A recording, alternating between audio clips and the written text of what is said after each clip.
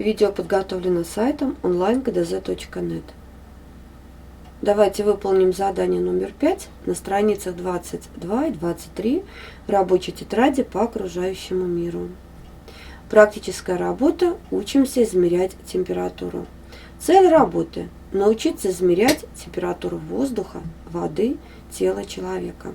Оборудование – термометры, комнатный, уличный, водный, медицинский.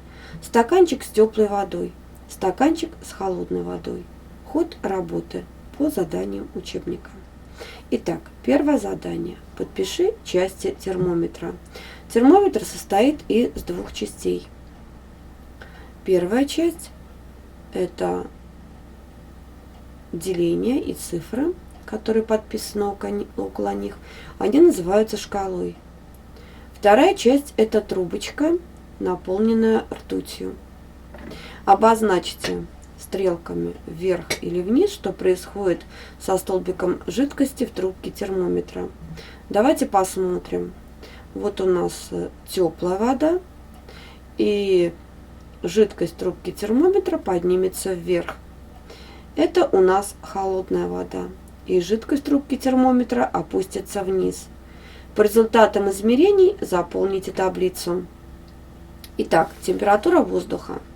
В классе температура воздуха плюс 23 градуса. На улице температура плюс 15 градусов. Температура воды в опыте 1 плюс 40 градусов, в опыте 2 плюс 17 градусов.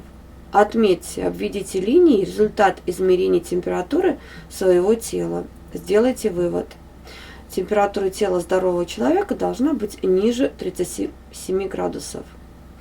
Если она 37 градусов или выше 37 градусов, это значит, что температура тела считается повышенной. Оценка выполненной работы. Достигнута ли цель? Да, цель достигнута. Презентация. Сообщите классу о результатах работы. Выслушайте и оцените другие сообщения. Если вам понравилось видео, смотрите остальные решения на нашем сайте. Если есть вопросы, предложения или пожелания, подписывайтесь на наши группы в социальных сетях.